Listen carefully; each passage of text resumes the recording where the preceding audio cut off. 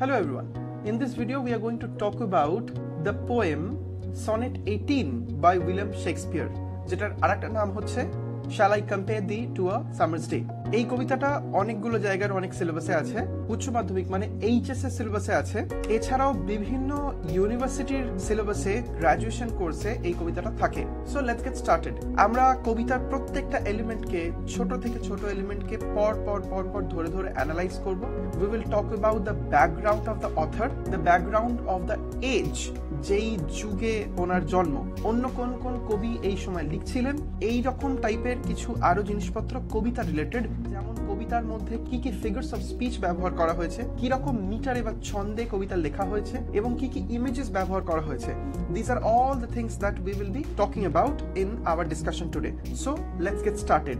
আমি তোমাদের জন্য একটা স্ক্রিন প্রেজেন্টেশন করছি যাতে তোমরা ভালো করে দেখে বুঝতে পারো। সো দেখো, এই হচ্ছে কবিতা। This is a poem that we are suppose to study now. ঠিক আছে, আমার মনে হয় তোমরা ক্লিয়ারলি দেখতে পাচ্ছ। Now let's get started with the poem and certain other things related to this. দেখো, একদম যদি এক্ষুনি আমরা শুরুতেই কবিতা নিয়ে কথা বলতে শুরু করে দিই তাহলে তোমাদের অতটা এনগেজিং না লাগতে পারে। তো let's just talk about certain very important things, যেগুলোর মধ্যে কয়েকটা খুব সিরিয়াস, কয়েকটা একটুখানি মজার, সেরকম। So who is Shakespeare? William Shakespeare হচ্ছেন সমস্ত ইংলিশ সাহিত্যের জগতের সব থেকে বড় নাম। But he is famous for what? Exactly কি কারণে শেক্সপিয়ার অত বেশি famous? He is famous for writing dramas and plays. নাট্যকার হিসেবে ওনার সব থেকে বেশি পরিমাণে পরিচিতি। উনি অন্যান্য আরো কয়েকটা জিনিসপত্র লিখেছেন, কবিতা লিখেছেন, মূলত কবিতা লিখেছেন এবং নাটক লিখেছেন, কিন্তু ওনার মেন পরিচিতি হলো নাটক লেখার জন্য। ঠিক যেরকম রবীন্দ্রনাথ ঠাকুরের মূল পরিচিতি হলো কবিতা লিখবার জন্য, যদিও উনি নাটকও লিখেছেন, ছোট গল্পও লিখেছেন, উপন্যাসও লিখেছেন, কিন্তু আমরা কবিগুরু রবীন্দ্রনাথ হিসেবে ওনাকে বেশি করে চিনছি।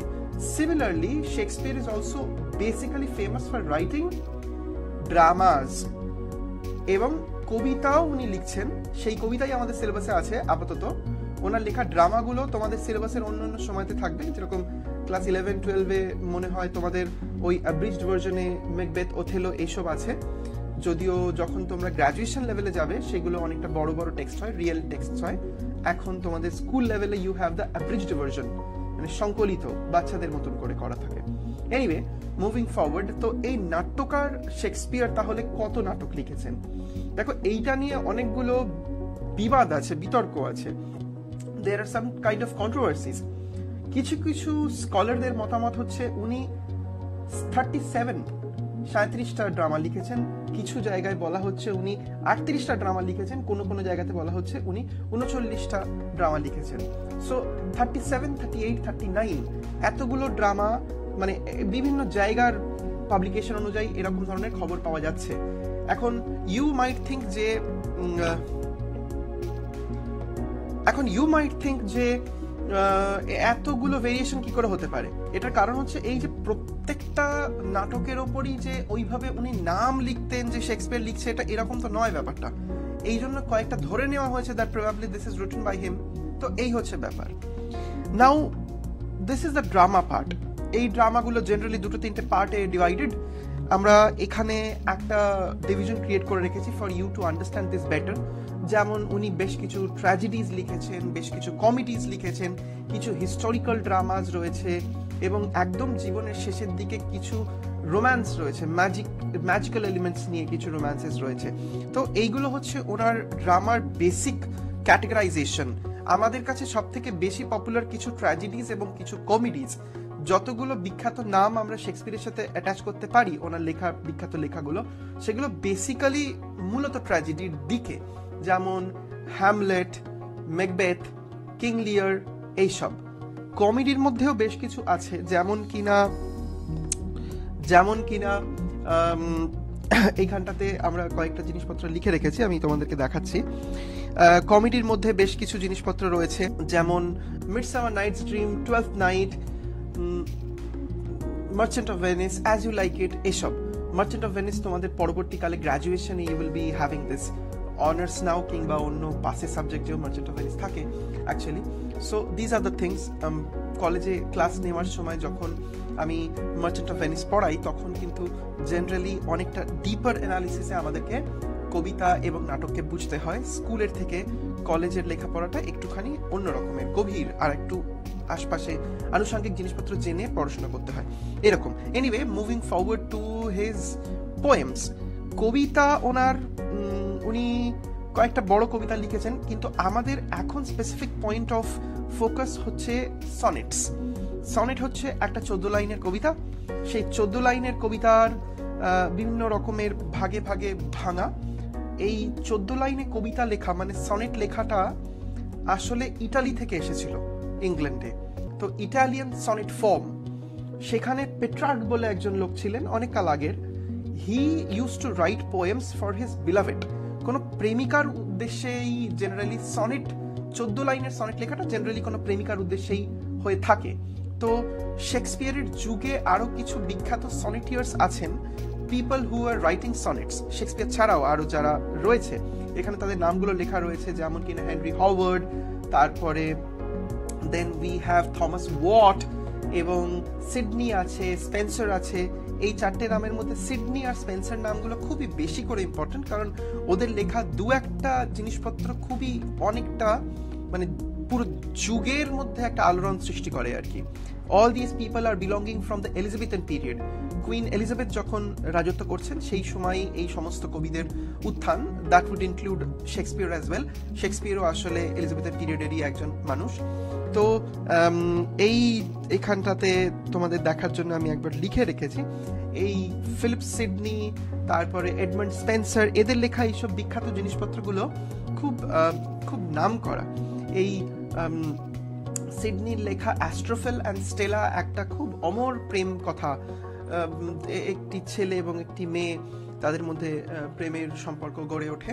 আমি তোমাদের দেখাবার জন্য একটা ছবি এখানে অলরেডি করে রেখেছি। এই দেখো, এইটা হচ্ছে অ্যাস্ট্রোফেল এবং স্টেলার বইটা। এইরকম দেখতে, এর কভার পেজটা হচ্ছে এইরকম দেখতে। I guess this is, you can see this. তো এই হচ্ছে Astrophel and Stella by Philip Sidney. হ্যাঁ, এছাড়াও আমরা এর পরে যেটা বললাম যে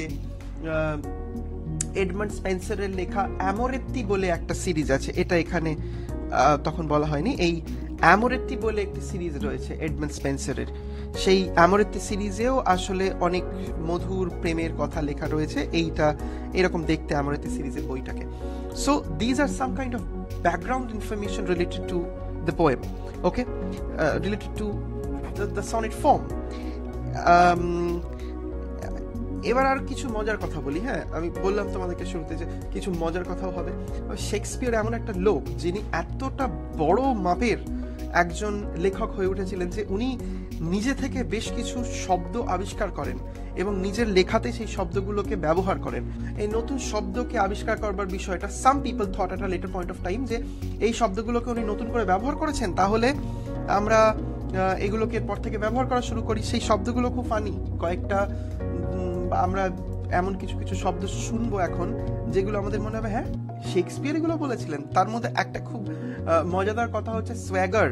ওই সে বিখ্যাত গান আছে না, সোয়াগ সে করেঙ্গে সবকা স্বাগত। ওই সোয়াগের যে কথাটা, ওই সোয়াগার কথাটা কিন্তু প্রথম শেক্সপিয়ার ব্যবহার করেন। তার আগে অবধি ইংলিশ ল্যাঙ্গুয়েজে there was no such word as swagger.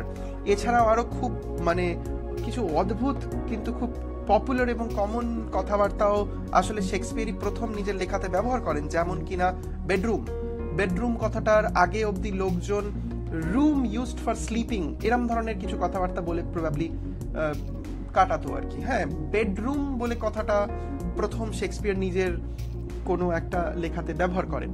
এছাড়াও আইবল, গসিপ, এই ধরনের বেশ কিছু কথাবার্তা, এই দেখো আমি একটু তোমাদের ভালো করে বোঝবার জন্য এখানে লিখে রেখেছি।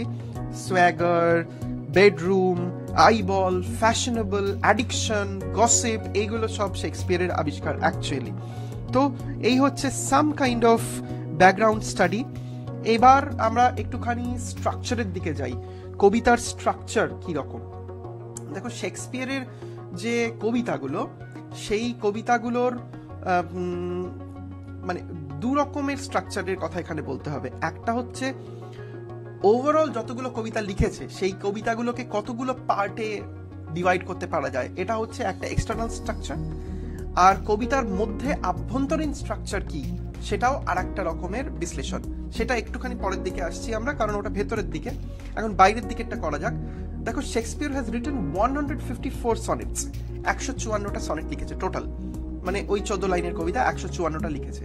এখন প্রত্যেকটা 154টা কবিতা কাউকে না কাউকে একটা বেসিক্যালি ডেডিকেট করা হয়েছে। সেই ডেডিকেশনগুলোর মধ্যে দুটো তিনটে পর্যায়েতে বিভিন্ন মানুষজন রয়েছে। বেসিক ডেডিকেশন মূলত কাদেরকে ডেডিকেট করা হয়েছে? দুটো ব্যক্তিকে ডেডিকেট করা হয়েছে। একটা হচ্ছে ওর একটা কোনো মেল ফ্রেন্ড যাকে ও ফেয়ার ইউথ বলছে, সেই মেল ফ্রেন্ডকে ডেডিকেট করা হয়েছে একটা পার্টে। আর একটা পার্টের কবিতা ডেডিকেট করা হয়েছে একটা ফিমেল ডার্ক লেডি বলে একটা কথা ব্যবহার করছে ও।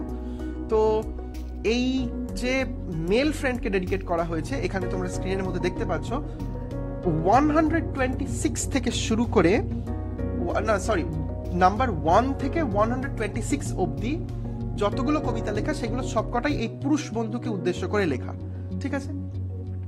আর 127 থেকে 152 অবধি, from 127 to 152, all these poems are dedicated to a dark lady, একটা কৃষ্ণবর্ণ নারীকে উদ্দেশ্য করে লেখা হচ্ছে।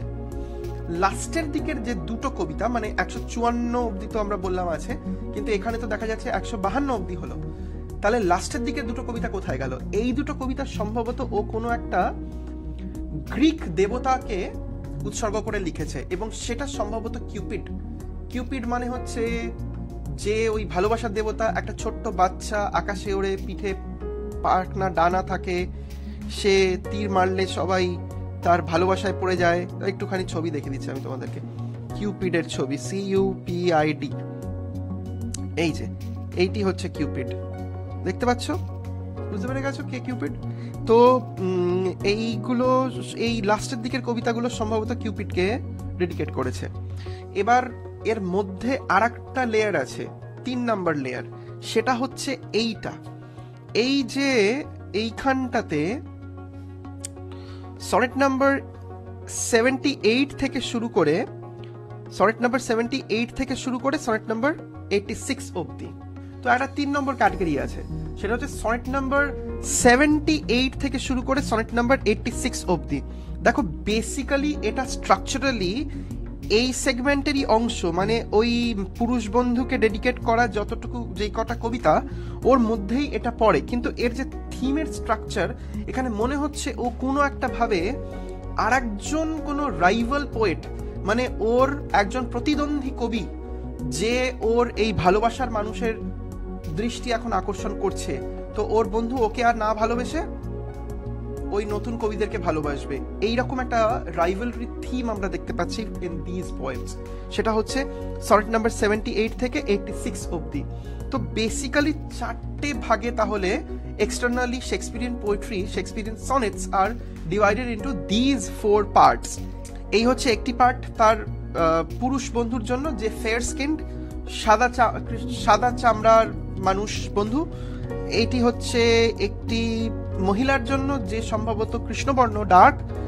এটা হচ্ছে এর মধ্যেই, এই জায়গার মধ্যেই অবস্থিত। এটা হচ্ছে একটা এমন কবিতা যেখানে কোনো ওর নাকি কোনো প্রতিদ্বন্দ্বী আছে তার উদ্দেশ্যে করা। আর একদম লাস্টে 153 আর 154, এই দুটো মিথোলজিক্যাল ফিগার, এইখানে কিউপিডকে প্রবাবলি ডেডিকেট করা। So these are the entire structure of this Shakespearean sonnet. তো এটা হলো external structure. Now we come to the internal structure. এবারে আমরা স্ট্রেট কবিতাতে যাই। হ্যাঁ, এখানে কিছু ফান এলিমেন্টস আছে। আমি একটা ছবি ক্রিয়েট করেছি তোমাদের দেখার জন্য, একটুখানি পরের দিকে দেখাচ্ছি। আগে আমরা একবার জাস্ট কবিতাটা দেখি। হ্যাঁ, দেখো, যদি স্ট্রাকচার দেখতে চাই তাহলে what is the structure of the poem? এখানে আমরা দেখতে পাচ্ছি 3টে স্ট্যান্জা রয়েছে। স্ট্যান্জা 1, দেন স্ট্যান্জা 2, ও এটা একটু মোটা হয়ে গেল, স্ট্যান্জা 1, স্ট্যান্জা 2, স্ট্যান্জা 3 এবং স্ট্যান্জা 4। 4টে পার্ট রয়েছে, এবং যদি আমরা গুনি তাহলে কতগুলো লাইন রয়েছে? 14টা লাইন রয়েছে, এবং প্রত্যেকটা স্ট্যান্জাতে 1, 2, 3, 4, 5, 6, 7, 8, 9, 10, 11, 12, 13, 14, 14টা লাইন। লাস্টের দিকের দুটো লাইন আলাদা, কিন্তু বাকি সবকটা লাইনই চারটে চারটে লাইন করে, বাকি সবকটা স্ট্যান্জাই চারটে চারটে লাইন করে বিভক্ত। তো আমরা স্ট্রাকচারালি যখন বলি এটাকে, সেটা হচ্ছে যে Shakespearean sonnets have 3 quatrains followed by a rhyming couplet। এর মানে হচ্ছে 3টে স্তবক রয়েছে এবং শেষে দুটো জোড়া লাইনের একটি স্তবক রয়েছে যেটা রাইম করে, রাইমিং হয় একটার সাথে আর একটা। এই যে সি এর সাথে ডি যাচ্ছে, so this is known as a rhyming couplet. Okay, now we move forward to certain other kind of things here. একদম স্ট্রাকচারালি যদি আমরা ভাবি যে এই কবিতাটা বেসিক্যালি কি নিয়ে, এটা হচ্ছে বন্ধুকে ডেডিকেট করা একটা কবিতা। এবার এই বন্ধুটা কে, এই প্রশ্ন আসবে। তাহলে এই বন্ধুকে এবং ওই নারীকে, এর ওপরে ভেরিয়াস থিওরিজ আছে। শেক্সপিয়ার কোথাও ক্লিয়ারলি বলেননি যে ওর মেল ফ্রেন্ডটাকে, ওর ফিমেল ফ্রেন্ডটাকে, ও জাস্ট নাম দিয়ে একটা হালকা আভাস দিয়ে ছেড়েছে। ছেলেটার নামও দিয়েছে মিস্টার WH, আর মেয়েটার নাম তো ডার্ক লেডি। আমরা এখানে কিছু প্রবাবিলিটিজ এর কথা দেখব। হ্যাঁ, এইগুলো দেখো। এই যে লোকগুলো, এই মিস্টার WH, ক্রিটিক্সরা, সমালোচকরা খুঁজে বের করেছে যে এটা 4 জন হতে পারে। এইগুলো হচ্ছে সেই সব 4 জনের নাম। হ্যাঁ, তার মধ্যে সব থেকে বেশি যেটা প্রবাবিলিটির দিকে যাচ্ছে সেটা হচ্ছে probably the 3rd Earl of Southampton। ওকে, এবার এখানে একটা ব্যাপার আছে, সেটা হচ্ছে এই লোকটির নামটা কি? হেনরি, এটা তো আমরা দেখতে পাচ্ছি। এই উচ্চারণটাকে কিভাবে করে এটা একটুখানি শিখে নাও। দেখো এখানে লেখা আছে WRIOTHESLEY। হ্যাঁ, কিন্তু আমরা না এতটা উচ্চারণ করব না। যেরকম সুনামির ক্ষেত্রে টিটা বাদ চলে যায়, ঠিক সেরকমই এই উচ্চারণের ক্ষেত্রে শুধুমাত্র আমরা উচ্চারণ করব WRI, মানে ও এর উচ্চারণ নেই, টি এর উচ্চারণ নেই, এইচ এর উচ্চারণ নেই, ই এর উচ্চারণ নেই। তো এটার উচ্চারণটা হচ্ছে রিসলি, WRISLEY, রিসলি। কিছু কিছু ক্ষেত্রে ডাব্লুর উচ্চারণটাও নেই, সেক্ষেত্রে রিসলি না বলে আমরা জাস্ট রিসলি বলি। তো এই হচ্ছে এটার উচ্চারণ। This is the first person যাকে ক্রিটিকদের মনে হচ্ছে যে এই লোকটি সম্ভবত মিস্টার WH, কারণ ওর নামেতে W আছে, Hও আছে। এটা একটা প্রবাবিলিটি। আর একটা প্রবাবিলিটি হচ্ছে মিস্টার উইলিয়াম হার্বার্ট। এরা প্রত্যেককেই আমরা দেখতে পাচ্ছি আর্ল রয়েছে। আর্ল হচ্ছে একটা পোস্ট, যেমন জমিদারি একটা পোস্ট, সেরকমই আর্ল হচ্ছে একটা পোস্ট। তো হেনরি রিসলে একজন ব্যক্তি, একটা পোস্ট হোল্ড করে আছে। ও third Earl of Southampton, either এই লোকটা বা third Earl of Pembroke William Herbert. এরা দুজন হচ্ছে মেন যাদেরকে ক্রিটিকরা ভাবছে যে probably these are the people যাদেরকে নিয়ে কবিতাটা লেখা হচ্ছে। এছাড়াও আরো দু একটা মাইনর, খুব অল্প এদের দিকে ফোকাস যায়, কিন্তু তবুও কিছু লোক বলেছে উইলিয়াম হল বলে একজন প্রবাবলি হতে পারে, আর কিছু লোক বলেছে উইলিয়াম হার্ভি বলে একজন কেউ একটা হতে পারে। এই 4 জনের মধ্যে যে কোনোকে নিয়ে শেক্সপিয়ার লিখেছেন এবং নাম দিয়েছে মিস্টার WH। এটা হলো একটা পার্ট। আর একটা পার্ট হচ্ছে তাহলে ডার্ক লেডি যার সম্পর্কে বলা, সেটা কে হবে? সেই ডার্ক লেডির অনেকগুলো ভেরিয়েশনস আমরা দেখতে পাচ্ছি। এখানেও নাম্বার 1 ভেরিয়েশনে এমিলিয়া ল্যানিয়ার বলে একটি মেয়ে, যে ওই সময় কবিতা লিখতে শুরু করে, কোনো একজন নারী হয়েও সেই সময় লিখছে। তো এমিলিয়া ল্যানিয়ার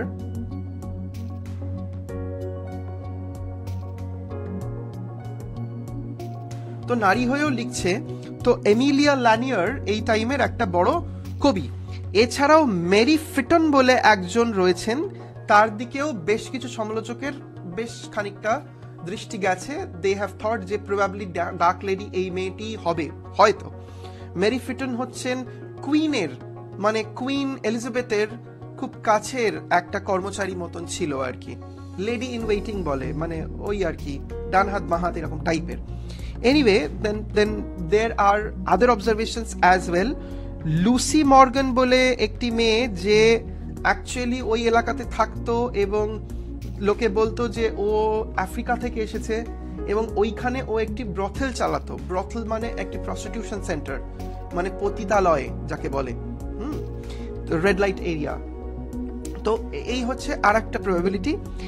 আর জ্যাকুয়েনেটা বলে আর একটি কোনো ক্যারেক্টার, এইটা একটি কোনো মেয়ে নয়, রিয়েল মেয়ে নয়। এই লাভস লেভার লস্ট বলে যে একটা নাটক আছে শেক্সপিয়ারের, ওইখানের একটা কল্পিত ইমাজিনড ক্যারেক্টার হচ্ছে জ্যাকুয়েটা, ওখানের ইমাজিনড ক্যারেক্টার হচ্ছে এই জ্যাকুয়েনেটা। তো এই মেয়েটার থেকেও হয়তো ডার্ক লেডির ইন্সপিরেশনটা আসতে পারে। ডার্ক লেডি হয়তো অ্যাকচুয়ালি এক্সিস্টই করে না, এরকম কেউ ছিলই না, এটা হতে পারে। ঠিক আছে, now that we have some kind of understanding, এবার আমরা একটুখানি কবিতাটার দিকে যাই লাইন বাই লাইনের মতন করে। ঠিক আছে, so let's just move back into the poem. ওকে,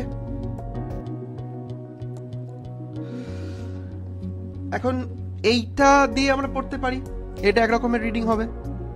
আর আমি তোমাদের জন্য একটা মজাদার ছবিওয়ালা টেক্সট তৈরি করেছি। Let's look into this. তার আগে আমরা একটা ছোট্ট আভাস সামারি দেখে নিই। ও বলছে যে আমি কি তোমাকে গ্রীষ্মের দিনের সাথে তুলনা করতে পারি? ওদের দেশটা শীতের দেশ, তো ওদের দেশে গ্রীষ্ম খুবই ইম্পর্টেন্ট।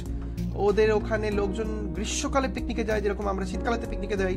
মানুষের যেই সময়টায় পিকনিকে গেলে ভালো লাগবে, আবহাওয়া অনেক বেশি ফেভারেবল, সেই সময় তো সে আনন্দ করতে যাবে। The same thing happens here as well. ওদের দেশে সামারটা অনেকটা বেশি মনোরম, কারণ শীতের সময় তো সবকিছু জমে থাকে। তো আমি আমার বন্ধুকে যদি ভালোবাসি তাহলে আমি তাকে সেইটার সাথে তুলনা করবার চেষ্টা করব যেটা আমার কাছে সুন্দর বলে মনে হবে। তো আমি একজন ইংল্যান্ডের লোক, আমার কাছে সামার হচ্ছে সুন্দর।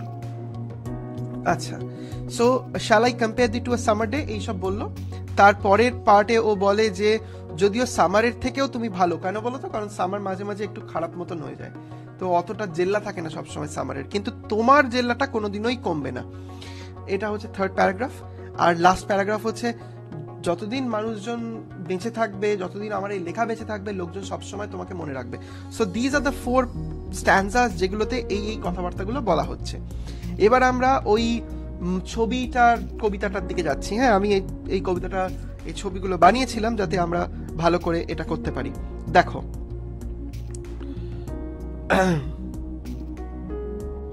দেখো এই ছবিটা দেখা যাচ্ছে। দেখো এবার শেক্সপিয়ার কি বলছেন।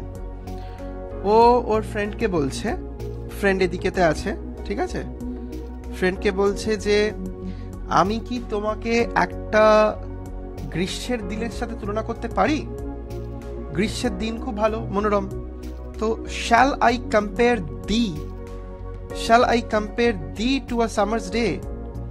এই যে দিটা এখানে লেখা আছে, দি মানে হচ্ছে ইউ, ঠিক আছে।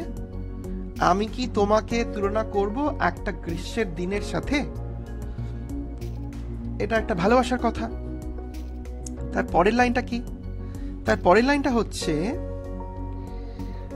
দাউ আর্ট। এই দেখো ওর বন্ধু কত মিষ্টি। হ্যাঁ, এই যে ওর বন্ধু, ঠিক আছে। এটা আমি একটা আর্টের মতন জায়গা থেকে ক্রিয়েট করেছি এই টেমপ্লেটটা। Thou art more lovely and more temperate. তারপরও বন্ধুকে কি বলে? দাউ আর্ট মানে হচ্ছে you are more lovely and more temperate. তুমি হচ্ছ গ্রীষ্মের চাইতেও বেশি সুন্দর, আরো বেশি উষ্ণতা আছে তোমার মধ্যে। টেম্পারেট মানে টেম্পারেচার থেকে আসছে। ওদের জন্য তো গ্রীষ্মটা অনেক ইম্পর্টেন্ট, কারণ ঠান্ডাকালে খুব ভালো লাগে না, শরীরে খারাপ লাগে। This is exactly why greeting কার্ডের মধ্যে কি লেখা থাকে? ওয়ার্ম উইশেস, ওয়ার্ম উইশেস, হ্যাঁ, কারণ ওদের জন্য ওয়ার্মথটা খুব ইম্পর্টেন্ট। আমাদের দেশে গ্রীষ্মের সময় আমাদের মোটেই ভালো লাগে না, কিন্তু ওদের সময় গ্রীষ্মে খুবই ভালো লাগে। So they are saying like this, thou art more lovely and more temperate, তুমি হচ্ছে আরো বেশি সুন্দর, ঠিক আছে, তুমি সামারের চাইতেও আরো অনেকটা বেশি সুন্দর। তো আমরা প্রথম প্যারাগ্রাফটা দেখলাম, shall I compare thee to a summer's day, বন্ধু আমি কি তোমাকে একটা গ্রীষ্মের দিনের সাথে তুলনা করতে পারি? তারপরেই বলে, ও না না, কিন্তু তুমি তো গ্রীষ্মের চাইতেও আরো সুন্দর, ঠিক আছে, তুমি তোমার বন্ধুর সাথে কোথাও একটা ঘুরতে গেলে, ঠিক আছে, ঝর্ণা দেখতে পাচ্ছ সামনে, সেটা তোমার কাছে খুব সুন্দর, তুমি তোমার বন্ধুকে বললে তুই বা তুমি যাই হোক এই ঝর্ণাটার মতন সুন্দর, এটা খুব ভালো কথা, কারণ তোমার সামনেতে ঝর্ণা আছে তাই তুমি এটা বলতে পারলে। কিন্তু কিছুক্ষণ পরে তোমার মনে হলো কিন্তু ঝর্ণা তো ঝরে পড়ে যায়, কিন্তু আমার বন্ধু তো ঝরে পড়ে যাবে না, আমার বন্ধু সবসময় আমার সাথেই থাকবে, ঝর্ণার জল কখনো কখনো কম আসতে পারে, কখনো কখনো বেশি আসতে পারে, কিন্তু আমার বন্ধু আমার সাথে কনস্ট্যান্টলি সবসময় একদম সেম ভাবে সেম ইমোশন নিয়ে আছে, তো আমার বন্ধু ঝর্ণার চাইতেও ভালো। তখন তুমি ওকে বললে যে এই শোন, তোকে বলেছিলাম ঝর্ণার মতো তুই, কিন্তু আমার মনে হয় তুই ঝর্ণার চাইতেও ভালো, কারণ ঝর্ণা মাঝে মাঝে অল্প ঝরে, কখনো বেশি ঝরে, কিন্তু তুই একদম স্টেবল, একদম ঠিক জায়গায়, তো আমার মনে হয় ঝর্ণার চাইতেও তুই বেটার। এক্স্যাক্টলি ওই সেম জিনিসটাই এখানে হচ্ছে, ঠিক আছে। Now we move up. Rough winds do shake the darling Buds of May, rough winds do shake the darling Buds of May, খুব জোরের দমকা হাওয়া এসে মে মাসের যে ফুলের কুঁড়িগুলো ফোটে, বাডস মানে ফুলের কুঁড়ি, শেক মানে নাড়ানো, rough winds do shake the darling Buds of May, ফুলের কুঁড়িগুলোকে হাওয়া, দমকা হাওয়া এসে নাড়িয়ে দেয়। এটা কি বলতে চাইছে? এই ফুলের কুঁড়িটা কি? সামারের প্রোডাক্ট, সামারের সময় ফুলের কুঁড়ি এসেছে, তো তাহলে সামারের বিউটির একটা পার্ট হচ্ছে ফুলের কুঁড়ি, এবার ওটা যদি তাহলে ঝরে যায় তাহলে সামারের একটু সৌন্দর্য কম হয়ে যাচ্ছে। তো ঠিক যেরকম এইভাবে ধরো কোনো একজন ব্যক্তির, ধরো এটা মেয়েদের দিয়ে এক্সাম্পল দেওয়া বেটার, ধরো কারোর লম্বা চুল আছে, সেই লম্বা চুল হওয়ায় তাকে অনেক সুন্দর দেখতে লাগছে, শর্ট চুলেও মানুষকে ভালো লাগতে পারে, এটা একটা এক্সাম্পলের জন্য। এবার তার কোনো একটা কারণে চুলটা কেটে ফেলতে হলো, তখন তাকে এক্স্যাক্টলি আগের মতো ভালো লাগছে না, এটা হতে পারে। তাহলে এখানে কি হলো, ওই ব্যক্তিটার যে বিউটিফিকেশন সেটা একটুখানি কমের দিকে হয়ে গেল। তো ব্যক্তির কোনো একটা জিনিস একটুখানি কম হয়ে গেল বলে তার টোটাল সৌন্দর্যটা একটুখানি কমের দিকে হলো, এটা হচ্ছে একটা রেফারেন্স বোঝবার জন্য। ঠিক সেরকমই সামারের বিউটির পয়েন্টসগুলো কি কি, এটাই যে অনেক সুন্দর ফুল ফোটে, অনেক সুন্দর পাখিরা গান গায়, শীতকালে তোরা ঘুমিয়ে থাকে, এরকম অনেকগুলো জিনিসপত্র একটু একটু মিলিয়ে মিলিয়ে তো সামারের বিউটিফিকেশনটা হবে। তো সেই সামারের বিউটিফিকেশনের মধ্যে যদি এত সুন্দর, মানে ভালোবাসার ফুলের কুঁড়ি, এই কারণে ডার্লিং কথাটা ব্যবহার করা, ফুলের কুঁড়ি এত সুন্দর যে তাকে ভালোবাসতে ইচ্ছে করে, সেই কুঁড়ি যদি ঝরে যায় এত জোরের দমকা হাওয়াতে, তাহলে সৌন্দর্য তো চলেই গেল, তাহলে আর কোথায় সামারের সৌন্দর্য একেবারে চিরস্থায়ী, এরকম তো নয়, তাহলে সামারের সৌন্দর্য ইজ ট্রানজিটরি, চলে যাচ্ছে মাঝে মাঝে। Rough winds do shake the darling Buds of May, এখানের মধ্যে পার্সনিফিকেশন আছে। পার্সনিফিকেশন হচ্ছে একটা ফিগারস অফ স্পিচ, মানে ভাষার অলঙ্করণ, মানে কোনো একটা অজীবন্ত বস্তুকে জীবন্ত কিছু গুণাবলী আরোপিত করা হয়। হ্যাঁ, inanimate objects are given humanly qualities. দেখো মনে হচ্ছে রাফ উইন্ডস যেন একটা মানুষ, ঠিক আছে, একটা মানুষ যেন রাফ উইন্ডস, রাফ উইন্ড, এই ধরো রাফ উইন্ড, এবং রাফ উইন্ড এখানে ফু দিচ্ছে, এই ফু দেওয়ার ফলে এখানের যে ফুলের কুঁড়িগুলো এইগুলো ঝরে পড়ে যাচ্ছে। তো এই যে রাফ উইন্ড, এটাকে পার্সনিফাই করা হলো, this is known as personification, মানে মানুষের মতন জীবন্ত ভাবনা আরোপিত করা হলো, this is known as personification. আচ্ছা, এর পরেরটা, and sometimes and summer's lease hath all too short a date. Summer's lease, summer যে লিজ নিয়ে রেখেছে, লিজে জিনিসপত্র হয় না, মানে কিছু জিনিসপত্রকে ভাড়ায় নিয়ে রাখার মতন, কোনো কোনো মানুষ যখন ব্যবসা করতে নামে তার নিজের কাছে কোনো দোকান থাকে না, তখন সে কোনো অন্য লোকের কাছ থেকে লিজে একটা দোকান নেয়, ওই রকম। তো সামার যেন হ্যাথ মানে হ্যাজ, সামার নিয়ে এসেছে খুবই অল্প সময়ে, হ্যাথ মানে হ্যাজ, সামার নিয়ে এসেছে খুবই অল্প সময়, all too short a date, খুবই ছোট অল্প সময় থাকে সামার। তাহলে সামার চিরস্থায়ী নয়। আমার বন্ধু তো চিরস্থায়ী, তাহলে আমি কি করে বলবো যে আমার বন্ধু সামারের মতো সুন্দর? না, সামারের চাইতেও বেশি সুন্দর, কারণ সামার তো কয়েকদিন পরে চলে যাবে। It's a very short duration of time that summer is going to stay. তো এই হচ্ছে ব্যাপার, ঠিক আছে।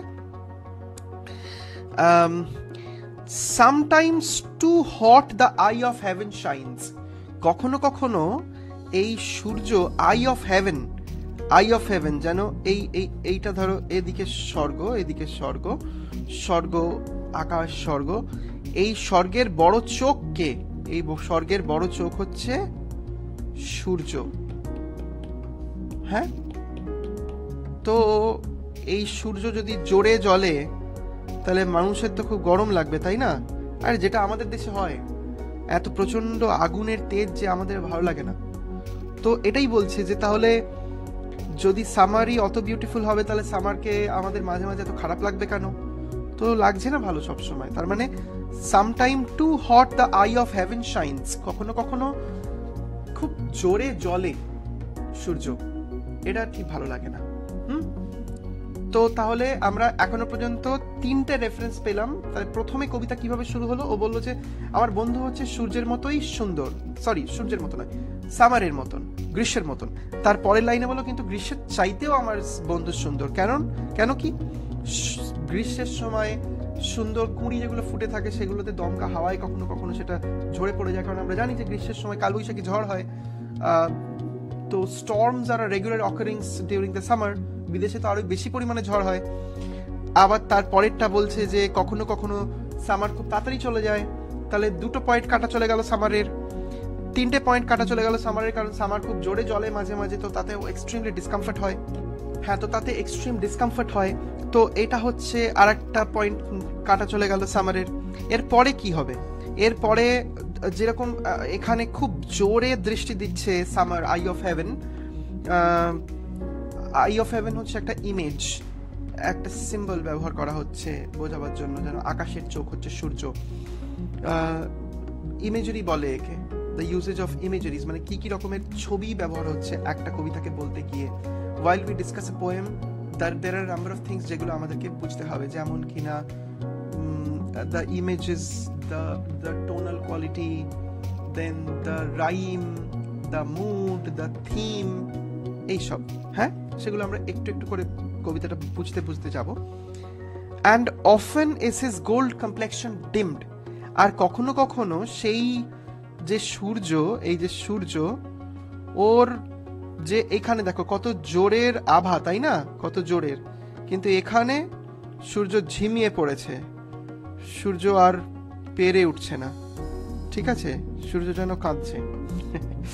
তো কখনো কখনো গোল্ড কমপ্লেক্সন ইজ ডিমড, মানে ওর সুন্দর সোনার মতন আভা কখনো কখনো ডাউন হয়ে যায়। হ্যাঁ, আগের লাইনটা একটু বলি। Sometime too hot the eye of heaven shines, eye of heaven মানে হচ্ছে সান। তাহলে কখনো কখনো সান খুব জোরে আলো দেয়, তাই আমাদের ভালো লাগে না। আর অফেন, কখনো কখনো, অফেন মানে কখনো কখনো, ইজ হিজ মানে সানের গোল্ড কমপ্লেক্সন, গোল্ড মানে সোনা আমরা জানি, কমপ্লেক্সন মানে হচ্ছে গায়ের রং, সেই গায়ের রং কখনো কখনো ঝিমিয়ে পড়ে। ডিম মানে হচ্ছে কোনো জিনিস কম হয়ে যাওয়া, বিশেষ করে আলোর ক্ষেত্রে ব্যবহার করা হয়। কোনো একটা জিনিস যখন একটুখানি ডাউন হয়ে যায় তাকে আমরা ডিম হয়ে যাওয়া বলি, ঠিক আছে? ডিম লাইট ডিনার, আমি জানি না তোমরা এই কথাটা শুনেছো কিনা। ডিম লাইট ডিনার হয় মানে খুব অল্প ছোট আলোয় জেলে মানুষজন বসে খাবার খায়, যেরকম ক্যান্ডেল লাইট ডিনারটা হচ্ছে একটা ডিম লাইট ডিনার, যাতে জোরে আলো না হয়, অল্প আলো হয়। তো সেরকমই কখনো কখনো তার গোল্ড কমপ্লেক্সন ডিম হয়ে যায়, মানে নিচের দিকে নেমে যায়, এই তখন সূর্য দুঃখী হয়ে পড়ে হয়তোবা। যাই হোক, তার পরেরটা হচ্ছে and every fair from fair sometime declines. এখানে আমি একটা ছবি ব্যবহার করেছি, দেখো এই একই ছবি, যেটা একদিকে একদম পুরো ভর্তি সবুজে জলের মধ্যে শস্য শ্যামলা টাইপের সিচুয়েশন, কিন্তু সেই জায়গায় আস্তে আস্তে কোনো একটা সময়তে হয়তো পরিণত হয়ে যায় একটা মরুভূমিতে। তো এই যে লাইনটা every fair from fair sometime declines, এটা কিন্তু এক্স্যাক্টলি সূর্যের কথা নয়, এটা সামারের কথা নয়, এটা হচ্ছে একটা ওভারঅল আন্ডারস্ট্যান্ডিং। এটা সূর্যের কথা নয়, এটা সামারের কথা নয়, এটা হচ্ছে একটা overall understanding of the universal pattern. যেভাবে জীবন চলে সমস্ত কিছুই একটা সময়ে আসলে সৌন্দর্য থেকে খারাপের দিকে চলে যায়। মানুষের জীবন, সভ্যতা, ফুলের সৌন্দর্য, যা যা জিনিস আমরা চোখের সামনে দেখতে পাবো, তার মধ্যে কোন জিনিসটা চিরস্থায়ী? সমস্ত কিছুই তো পরিবর্তনশীল হয়ে আস্তে আস্তে সেটা ভাঙনের দিকেই তো যাবে। ফ্রম দ্য ভেরি বিগিনিং আমরা তো এটাই দেখছি, জীবন হলে মৃত্যুর দিকে যাবে যে কোনো জিনিসের, মানুষ, গাছপাতা, বাড়ি, ব্রহ্মাণ্ড, সব কিছুই। তো সেইটাই বলছে যে প্রত্যেকটা জিনিস every fair from fair, fair মানে এখানে শুধুমাত্র সাদা বা ফর্সা স্কিন এরকম নয়, ফেয়ার মানে যে কোনো ভালো জিনিস, ফেয়ার ফ্রম ফেয়ার, ভালোর থেকে ভালো, সামটাইম ডিক্লাইন্স, কখনো না কখনো তো সেটা আস্তে আস্তে ভাঙনের দিকে যায়ই। তাহলে কবিতার মধ্যে একটা শিফট দেখতে পাচ্ছি, হ্যাঁ, সেইটা হচ্ছে যে এতক্ষণ পর্যন্ত সামারের কি কি খারাপ আছে সেগুলো বললো এই এই এই জায়গাগুলোতে, এই রাফ উইন্ডস থেকে শুরু করে গোল্ড কমপ্লেকশন পর্যন্ত এইটা বললো যে সামারের কি কি খারাপ আছে। এরপরে কিছু জেনারেল স্টেটমেন্টস যে খারাপ তো সব জায়গাতেই আছে, মানুষ হোক, পৃথিবী হোক, যা হোক, একটা সময় ভালো থেকে মন্দের দিকে যাবেই যাবে। এটা এখানে একটা জেনারেল টাইপের স্টেটমেন্ট হলো। এগুলো কেন বলা হচ্ছে? যাতে কিছুক্ষণ পরে এটা বলা যায় যে সবকিছু খারাপ হয়ে গেলেও my friends beauty will remain forever, আমার বন্ধুর যে সৌন্দর্য সেটা কিন্তু কখনোই যাবে না। ঠিক আছে, তো এর পরের দিকেও বেশ কিছু জেনারিক স্টেটমেন্ট, মানে একটা সবকিছুর জন্য একটা জেনারেল স্টেটমেন্ট দেয়া হচ্ছে, এবং সবকিছুই খারাপ হয়ে যায় কিভাবে? সামটাইম ডিক্লাইন্স, কি কি ভাবে খারাপের দিকে যেতে পারে। বাই চান্স, বাই চান্স মানে হঠাৎ কারোর মৃত্যু হয়ে যেতে পারে, হঠাৎ কোনো প্রাকৃতিক দুর্যোগে একটা গাছ মারা যেতে পারে হঠাৎ, by chance, or nature's changing course untrimmed. আচ্ছা, আর নইলে কিভাবে সেইটা ধ্বংসের দিকে যেতে পারে? স্বাভাবিক নিয়মে, যেরকম ভাবে প্রকৃতি যে কোনো কিছুকেই আস্তে আস্তে ধ্বংসের দিকে নিয়ে যায়। যদি কেউ এমনি ভাবে মারা না যায়, হঠাৎ করে বাই চান্স যদি কেউ মারা গেল তাহলে সে হঠাৎ করে মারা গেল, আর যদি সে কেউ হঠাৎ করে নাও মারা যায় তাহলেও কিভাবে মারা যাবে? সে এমনি বেঁচে থাকতে থাকতে বার্ধক্যের দিকে যাবে। একটা সময় that person will become weak and old and he will die. তো মৃত্যু তো আসবেই, প্রত্যেকটা জিনিসই তো আস্তে আস্তে পতনের দিকে যাবে। সমস্ত কিছুই আইদার বাই চান্স অথবা নেচারস চেঞ্জিং কোর্স, প্রকৃতির পরিবর্তনশীল যে ধারা, পরিবর্তনের যে ধারা, সেইটার ওপর ভিত্তি করেই প্রত্যেকটা সময় কেউ না কেউ মারা যাবেই, মানে প্রত্যেকটা জিনিসই আস্তে আস্তে মৃত্যুর দিকে যাবে। এখানে আনট্রিমড কথাটা খুব ইন্টারেস্টিং। আনট্রিমড মানে হচ্ছে, ট্রিম মানে হচ্ছে কোনো কিছুকে পরিপাটি করা, আনট্রিমড মানে হচ্ছে অপরিপাটি অবস্থায়। প্রকৃতি তো অপরিপাটি, প্রকৃতি কি পরিপাটি? দুটো গাছ পাশাপাশি যদি থাকে, একই গাছ, দুটো অসত্য গাছ পাশাপাশি, দুটোকে কি একরকম দেখতে? দুটো পাহাড় যদি পাশাপাশি থাকে, do they look the same? The answer is no. প্রকৃতির কোনো জিনিসই পরিচ্ছন্ন, পরিচ্ছন্ন নয়, পরিপাটি নয়, একদম স্ট্রাকচারে পরপর হচ্ছে এরকম নয়, প্রত্যেকটাই একটু আগোছালো আগোছালো। তো প্রকৃতিক নিয়ম, সেই আগোছালের নিয়মে মানুষজন চলে যাবে। তো এখানে লাস্টের দুটো প্যারাগ্রাফ, দুটো লাইন আমরা দেখলাম।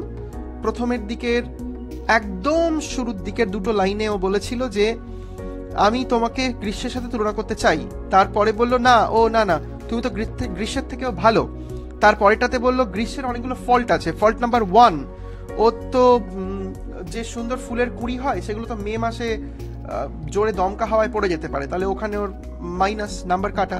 কখনো কখনো গ্রীষ্ম খুব অল্প দিন থাকে, তো গ্রীষ্মের ফল্ট নাম্বার 2। গ্রীষ্ম খুব জোরে জোরে জলে মাঝে মাঝে, গ্রীষ্মের ফল্ট নাম্বার 3। গ্রীষ্ম খুব আস্তে আস্তে জলে কখনো কখনো, এটা গ্রীষ্মের ফল্ট নাম্বার 4। এরপরে জেনারিক স্টেটমেন্ট, একদম নর্মাল টাইপের স্টেটমেন্ট, কমন স্টেটমেন্ট সকলের জন্য। এটা শুধু গ্রীষ্মের ওপর নয়, এটা হচ্ছে পৃথিবী কোন নিয়মে চলে সেটা দেখছি আমরা, যে প্রত্যেকটা জিনিসই একটু একটু করে ভাঙনের দিকে যায়। কিভাবে? হয় নর্মালি বা বাই চান্স অ্যাক্সিডেন্টে, কিন্তু মৃত্যুর দিকে যাবেই। এরপরে এইখানটায় আমরা এসে পৌঁছলাম। এটা খুব ফানি দেখতে লাগছে হয়তোবা, কিন্তু আমার যে বন্ধু, বাট দাই ইটারনাল সামার, দাই মানে হচ্ছে ইয়োর, মানে তোমার, ইটারনাল মানে হচ্ছে চিরস্থায়ী, যা অমর, কোনোদিনও মরে না। কিন্তু তোমার মধ্যেকার যে সামার আছে, মানে তোমার মধ্যে যে আগুন আছে, জীবনী শক্তি আছে, শ্যাল নট ফেড, এটা কখনোই মলিন হয়ে যাবে না।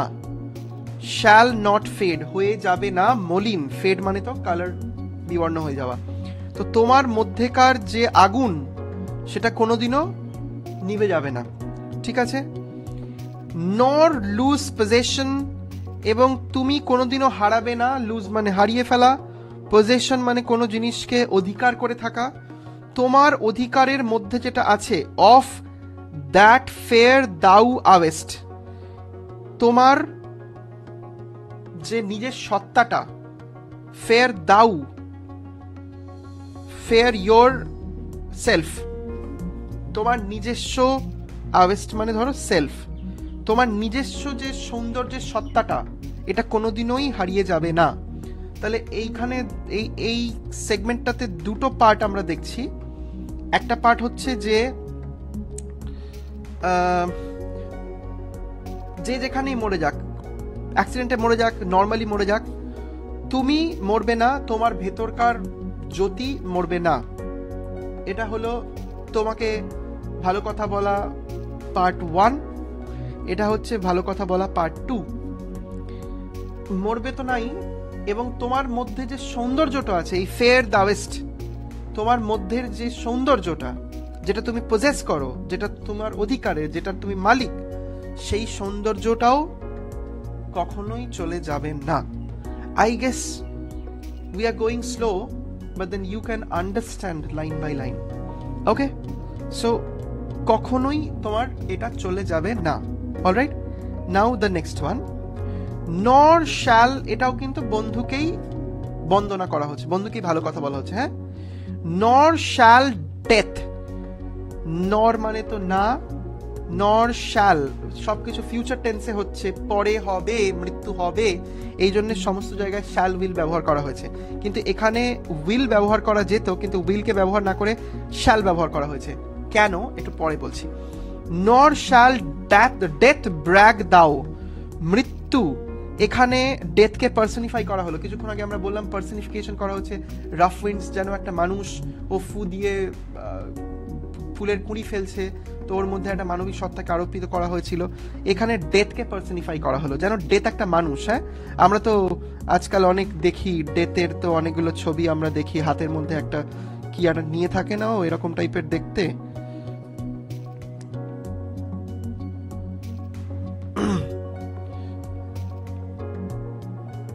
এরকম টাইপের কিছুটা হবে।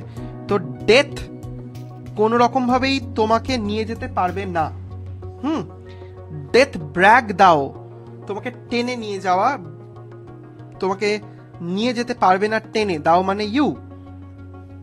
ওয়ান্ডারেস্ট, ওয়ান্ডার মানে ঘুরে বেড়ানো, ওয়ান্ডারেস্ট ইন হিজ শেড, তোমাকে ঘুরে বেড়ানো করাতে পারবে না, তোমাকে নিয়ে যেতে পারবে না তার নিজের ছায়ার মধ্যে। এই যদি ডেথের পুরো কিংডম হয়, তাহলে তোমাকে ডেথ কোনো রকম ভাবেই টানতে পারবে না। মৃত্যুও তোমাকে টেনে নিজের ছায়ার মধ্যে নিয়ে যেতে পারবে না। ওকে, নাও তাহলে এখানে বন্ধুকে 3টে ভালো কথা বলা হলো। এই ভালো কথা নাম্বার 1, ভালো কথা নাম্বার 1, ভালো কথা নাম্বার 2, ভালো কথা নাম্বার 3। তোমার আগুন নিভবে না, তোমার সৌন্দর্য বজায় থাকবে, মৃত্যুও তোমাকে নিতে পারবে না। ঠিক আছে? আচ্ছা, এইবার when in eternal lines to time thou growest, eternal কথাটা দুবার ব্যবহার হলো। এখানে একবার, এখানে এটা সেকেন্ড টাইম, আর এখানে একটা এই 1, এখানে এই একটা ইটারনাল আর এই একটা ইটারনাল। হ্যাঁ, ইটারনাল মানে চিরস্থায়ী। তাহলে বন্ধুকে এক্সপ্লেন করতে গিয়ে বারবার চিরস্থায়ী কথাটা ব্যবহার করা হচ্ছে। সাউন্ড চেক বলে একে। while you would be in graduation classes, তখন তোমরা এগুলো বুঝতে পারবে। দেখো, এইচএসসি স্টুডেন্টসদের জন্য বলছি, এই সমস্ত নোটস আমাদের টেলিগ্রাম চ্যানেলে অ্যাভেলেবল, একদম টোটালি ফর ফ্রি। আর একটা কথা হচ্ছে, কোয়েশ্চেন্স কিরকম হয় এখান থেকে। ধরে নাও বড় কোয়েশ্চেনের যদি আমরা কথা বলি, তাহলে জেনারেলি এটাই বলবে যে ডেথ শ্যাল নট, এই লাইনটা ধরে তুলে দিল। হ্যাঁ, death shall nor shall death brag thou wanderest in his shade. Explain. Write a note on time versus love. Why is the poet's friend better than the summer? এরকম টাইপের variations এর হয় কোয়েশ্চেন গুলো। When in eternal lines to time thou growest, তো এই লাইনটার মানে হচ্ছে যে ইটারনাল লাইন্স, এই যে লাইনগুলো আমি লিখছি, মানে কবি শেক্সপিয়ার লিখছেন, এই লাইন্সগুলো ইটারনাল, এগুলো সারা জীবনের জন্য, এগুলো মরবে না। সত্যি তো, 500 বছর আগে লিখে গেছে, এখন আমরা এখানে পড়ছি 2025 সালেতে। তো ডেফিনেটলি পৃথিবীর অন্য অন্য জায়গাতে, প্রত্যেকটা শহরে, প্রত্যেকটা গ্রামেতে শেক্সপিয়ারের কথা নিয়ে আলোচনা হচ্ছে, সম্ভবত কেউ না কেউ তো করছি। তো তাহলে তো ওর লেখা মরেনি, সারা জীবন ধরে জীবিতই থেকে গেছে। তো এইটাও ভালো প্রেডিকশন করেছিল যে যত দিন যাবে আমার লেখাগুলো সারা জীবনের জন্য থেকে যাবে। টু টাইম দাউ গ্রোয়েস্ট, এবং আস্তে আস্তে সময়ের সাথে এটা গ্রো করতে থাকবে।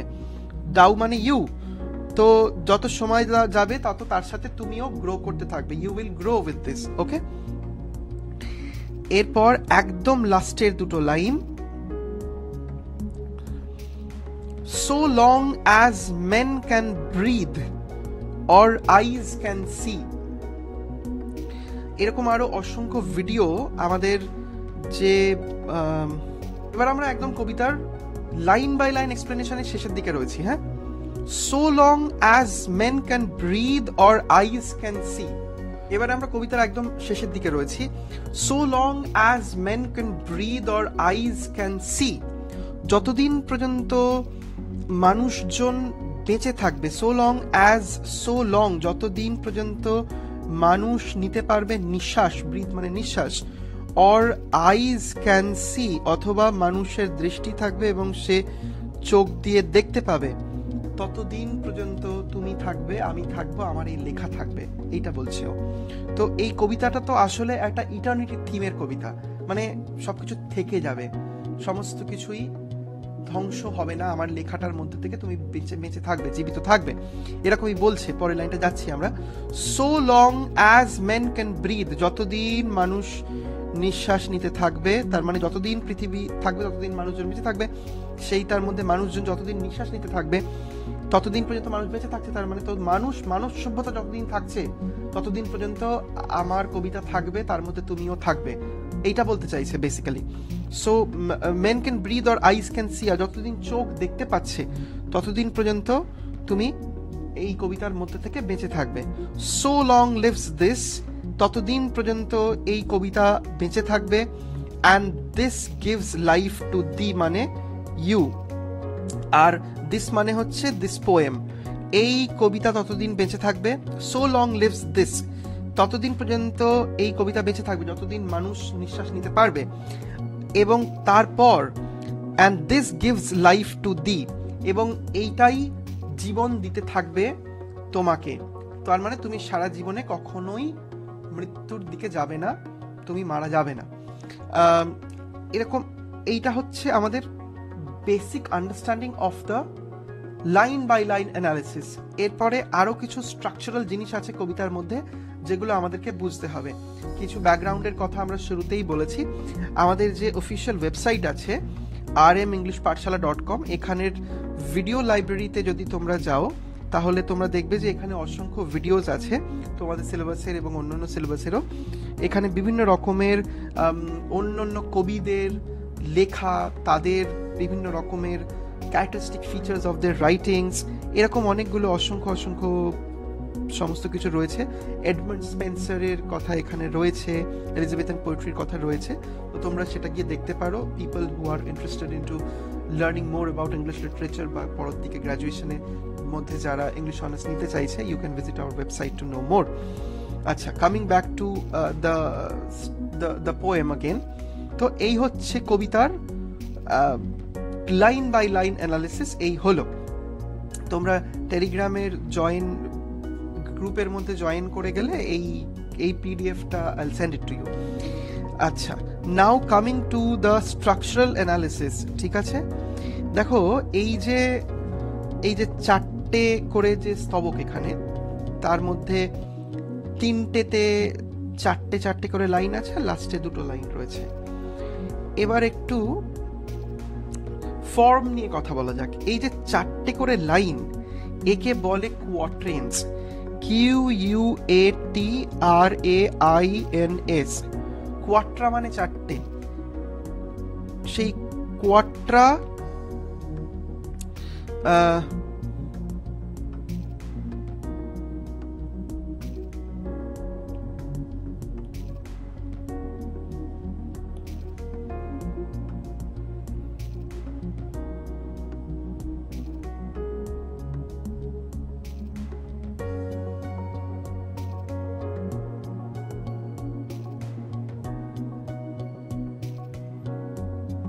এই যে 3টে করে প্যারাগ্রাফ রয়েছে, যেটাতে 4টে করে লাইন রয়েছে, এই যে 1 2 3, আর একটা প্যারাগ্রাফ রয়েছে যেটাতে 2টো লাইন রয়েছে।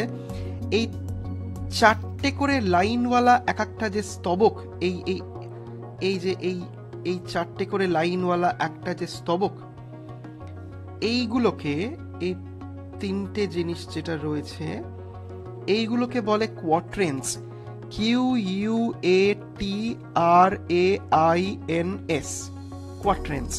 তাহলে এটা হলো কোয়াট্রেন 1, এটা হলো কোয়াট্রেন 2 এবং এটা হলো কোয়াট্রেন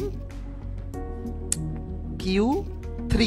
ওকে, তাহলে এই 4 নম্বর পার্টটাকে আমরা কি বলে ডাকবো?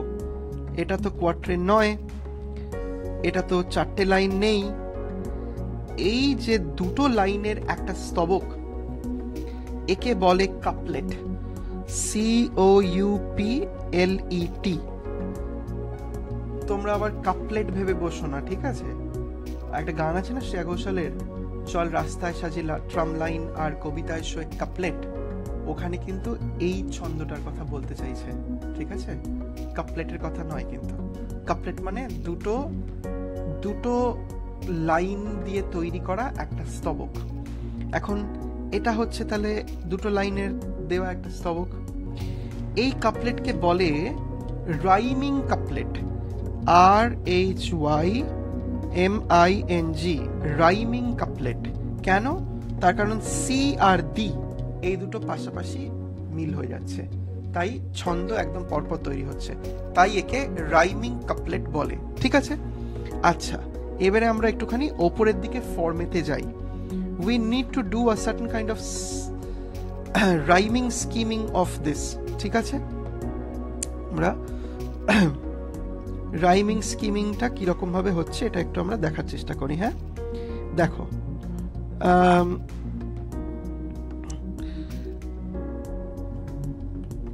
রাইম স্কিমকে বিচার করতে হয় কবিতার একদম লাস্টের যে শব্দটা, সেই লাইনের লাস্ট শব্দটা কি পরের লাইনের লাস্ট শব্দের সাথে মিলছে, তাহলে পরপর রাইমিং হবে। যদি না মিলছে তাহলে হবে না। তো ডে কথাটার সাথে কোন কথাটা মিলছে? মে কথাটা মিলছে, তো আমরা দুটোকেই এ লিখে দিলাম, ঠিক আছে? টেম্পারেট কথার সাথে কোন কথাটা মিলছে? ডেট কথাটা মিলছে। এখন আমাদের এটাও মাথায় রাখতে হবে যে টেম্পারেট, ডেট এগুলোর যেরকম উচ্চারণ, ঠিক সেই রকম উচ্চারণ কি ডে আর মের? না তো, ডে মে এক রকমের উচ্চারণ। টেম্পারেট, ডেট, এখানে লাস্টের দিকে ওয়াই আছে, এখানে লাস্টের দিকে টিই উচ্চারণ রয়েছে, তো তাহলে এটা কোনোভাবেই ডে মের সাথে মিলছে না। সেই জন্য এখানে আমাদের একটা অন্য অ্যালফাবেট ইউজ করতে হবে। তাই আমরা টেম্পারেট আর ডেট এই জায়গাতে বি লিখলাম, ঠিক আছে? তাহলে প্রথম লাইনের ছন্দের যে scheme, this is known as the rhyming scheme. এই ছন্দের স্কিম কি হলো? এই ছন্দের স্কিম হলো এ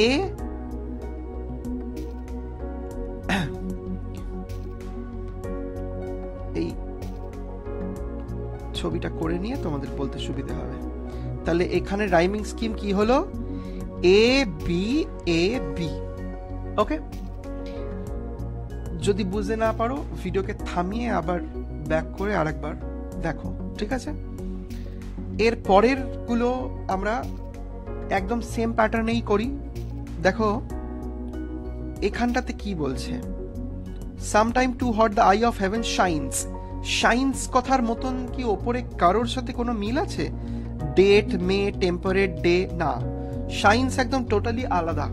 তো এই জন্য তাহলে আমাদেরকে ওকে একটা অন্য অ্যালফাবেট দিতে হবে। শাইনস কে আমরা সি দিলাম, ঠিক আছে?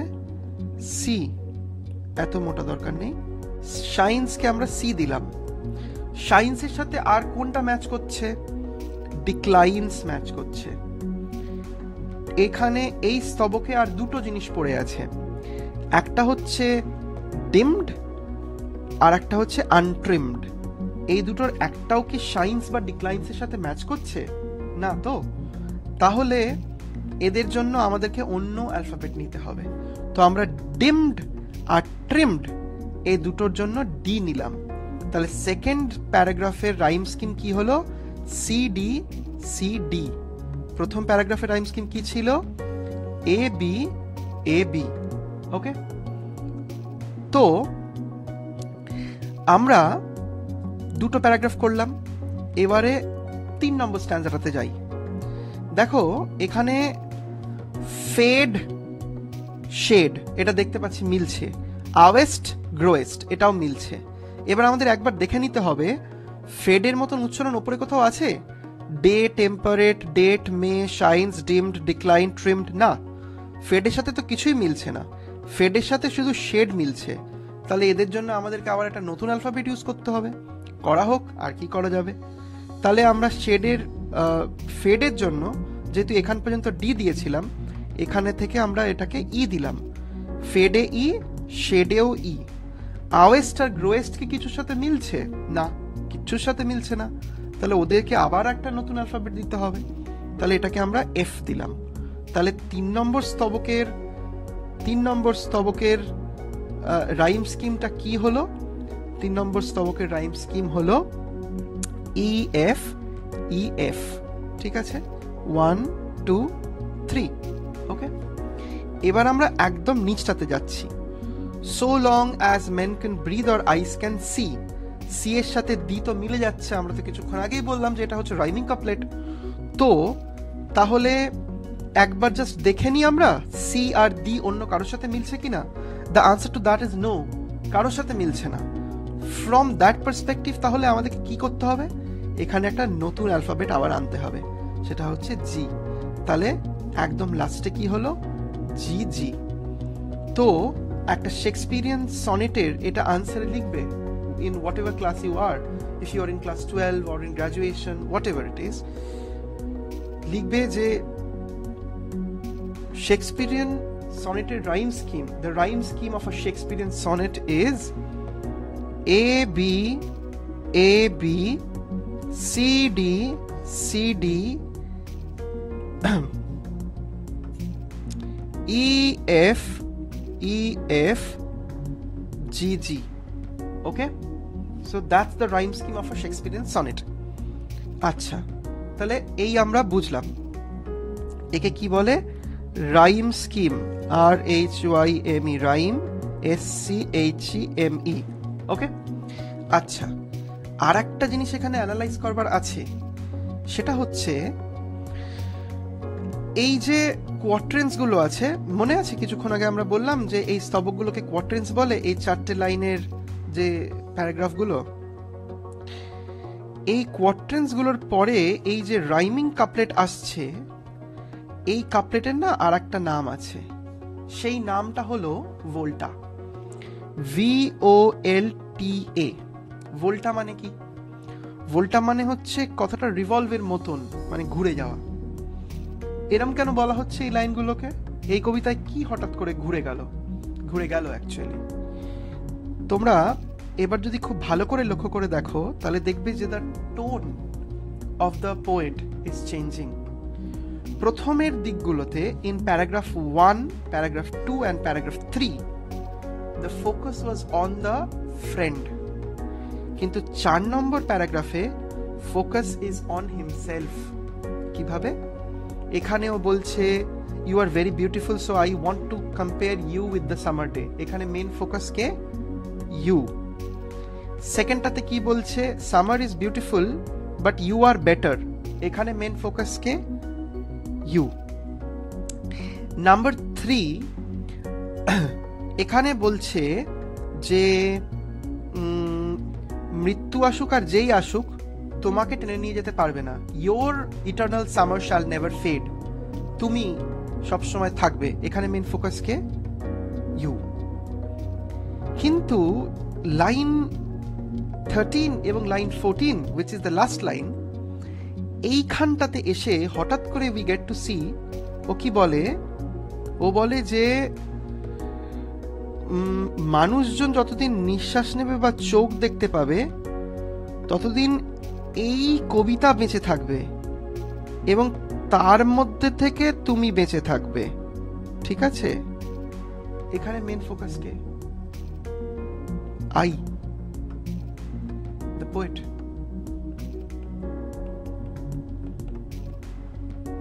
You see, so there is a shift in the pattern and the tonal quality and the agency. হঠাৎ করে শিফট হয়ে গেল বন্ধুর থেকে নিজের দিকে ফোকাসটা। শেক্সপিয়ারের অলমোস্ট প্রত্যেকটা কবিতাতেই প্রথমের দিকের লাইনগুলো একরকম ভাবে চলে, একদম লাস্টে এসে হঠাৎ করে there is a shift in the tone and the mood of the poem. এই যে আমরা ডার্ক লেডিটা লিখেছি, এই ডার্ক লেডির গ্র্যাজুয়েশন কোর্সে একটা কবিতা থাকে, সেটা হচ্ছে সনেট নাম্বার 130। সেখানের বক্তব্যটা আমি বলছি তোমাদেরকে একটুখানি ছোট করে।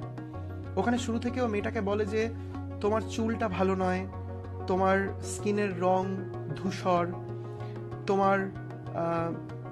তোমার কণ্ঠস্বর সঙ্গীতের মতো সুন্দর নয়, তুমি হাঁটলে কোনো রকমের ঐশ্বরিক ফিলিং আসে না, মনে হয় খসখস করে আওয়াজ হচ্ছে, এটা মোটেই ভালো লাগে না দেখতে। এগুলো তো নেগেটিভ কথা, তাই না? একদম লাস্টের দিকটাতে গিয়ে এই ঠিক যেরকম এখানটাতে একটা ভোল্টা হয়ে গেল, shift from you to I হলো, ওখানে গিয়ে কি হয়, ওখানে সব কটা খারাপ কথা, চুল বাজে, স্কিন বাজে, ব্রেথ বাজে, চলা বাজে, লাস্টের দিকে গিয়ে বলে যে but my love is rare, তুমি যেমনই হও না কেন I love you like that. এই যে sudden change in the tone, এই জন্যই প্রত্যেকটা কবিতাতেই অলমোস্ট এই ভোল্টাটা থাকে। So this is known as the volta part. I guess you have kind of understood what is happening. আর একদম লাস্টের দিকে দু একটা জিনিসপত্র বলার আছে। পরীক্ষার একদম আগে তোমরা, আর একদম খুব অল্প সময় হয়ে এসছে এই পরীক্ষার আগে, তোমরা এখনো যদি আমাদের টেলিগ্রাম চ্যানেলেতে জয়েন করো আমরা তোমাদেরকে বেশ খানিকটা হেল্প করতে পারবো। এখানের মধ্যে দু একটা জিনিস আর বলে we can just and this poem. এগুলো হচ্ছে ফিগার্স অফ স্পিচ, মানে কি কি রকমের অলংকার দেওয়া হয়েছে। যেরকম মানুষ নিজেদের গায়ে হাত পায়ে বিভিন্ন অলংকার পরে নিজেদেরকে বিউটিফুল বানায়, in the same way poets make poems beautiful by applying various kind of ornaments. ভাষার মধ্যে অলংকারকে যুক্ত করার প্রক্রিয়াকে বলা হয় মেটাফর, ফিগার্স অফ স্পিচ বলা হয় একে, মানে রেটরিক বা ফিগার্স অফ স্পিচ, এই দুটো বলা হয় ভাষার অলঙ্করণকে। এর মধ্যিখানের যেই সমস্ত অলংকারগুলো আছে সেগুলোর এইগুলো নাম, যেরকম কোনো অলংকারের নাম হচ্ছে আংটি, কোনো অলংকারের নাম হচ্ছে হার, কোনো অলংকারের নাম হচ্ছে দুল, কোনো অলংকারের নাম হচ্ছে বালা, এইরকম। তো মেটাফর মানে কি? মেটাফর মানে হচ্ছে when something is compared to some other thing, ঠিক আছে? কোনো একটা জিনিসের সাথে কোনো আরেকটা অন্য জিনিসকে তুলনা করা হচ্ছে। The camel is the ship of the desert. উট হলো মরুভূমির জাহাজ, তাহলে উট আর জাহাজ দুটোকে কম্পেয়ার করা হলো। ঠিক এইভাবেই ফ্রেন্ড হচ্ছে সামারের মতন, দ্যাটস আ কম্প্যারিজন, এই জন্য এটা একটা মেটাফর। পার্সনিফিকেশনের এক্সাম্পল আমরা পড়তে পড়তে দু একবার দেখেছি। রাফ উইন্ড যেন একটা পার্সন, ওই ফু দিয়ে ঝরাচ্ছিল একটা ছবি এঁকেছিলাম আমরা। ইমেজরি আই অফ হেভেন, সান, এটাও আমরা ছবি এঁকেছিলাম যে চোখটাকে, সূর্য যেন একটা চোখ, আকাশের চোখ। হাইপারবোল কথাটার ব্যাপারে তোমরা খুব একটা জানো না। হাইপারবোল মানে কোনো জিনিসকে বাড়িয়ে বলা, যেটা নয় তার চাইতে অনেক বেশি করে বলা, এটাকে হাইপারবোল বলে। But thy eternal summer shall not fade, এটা তো হাইপারবোলই, বাড়িয়েই বলা। কোনো মানুষের মধ্যেকার জীবনী শক্তি কোনোদিনও নষ্ট হবে না, এটাকে হতে পারে নাকি? নেভার, এরকম কখনোই হতে পারে না, তাই না? তো this is known as a hyperbole. Now we move forward to the next part. এটা একটুখানি কঠিন এবং স্কুলের স্টুডেন্টদের জন্য বেশ খানিকটা কঠিন, কিন্তু তোমরা এই লাইনটা যদি ব্যবহার করো তোমাদের আনসারের মধ্যে, তাহলে ডেফিনেটলি তোমাদেরকে অনেকটা বেশি পরিমাণে মার্কস দেবেন টিচার্সরা। তার কারণ ওনারা তো অনেক উচ্চ, মানে ওরা তো রিসার্চের মতন করেই পড়াশোনা করে এসেছেন, তোমাদের খাতাগুলো দেখছেন। তো গ্র্যাজুয়েশনের মতন কিছু ছিটে ফোটা যদি তোমরা নিজেদের স্কুলের আনসারেতে দাও, তাহলে definitely examiners would be extremely happy. শোনো, সেই লাইনটা হচ্ছে এইটা, এটা লিখবে কবিতার মধ্যে যে কোনো বড় প্রশ্নই আসুক না কেন, you write this, okay? This is applicable for HS and graduation students. This poem is written in iambic pentameter. এই কথার মানেটা কি আমি তোমাদেরকে একটু বলছি। তোমরা অনেক জায়গায় এই লেখাটা হয়তো দেখেছো, but you do not know what is the meaning of this. Iambic pentameter মানে হচ্ছে কবিতার যে লাইন, সেই লাইনকে কি রকম ভাবে ছন্দের মধ্যে থেকে উচ্চারণ করতে পারা যায় এবং কতগুলো পিস আছে ওই ছন্দের, এটাকেই বলে আয়াম্বিক পেন্টামিটার। আয়াম্বিক পেন্টামিটার একটা ছন্দের নাম, আরো অন্যান্য ছন্দের অন্যান্য নাম আছে। আমি একটু এক্সপ্লেন করে বলে দিচ্ছি তোমাদেরকে before we and the class. দেখো, এই ছন্দ হচ্ছে মানে কবিতার, যে কোনো কবিতা কেন কবিতা হয়, কারণ ওর মধ্যে একটা সুর আছে, আপ ডাউন এরকম চলতে থাকে, ঠিক আছে?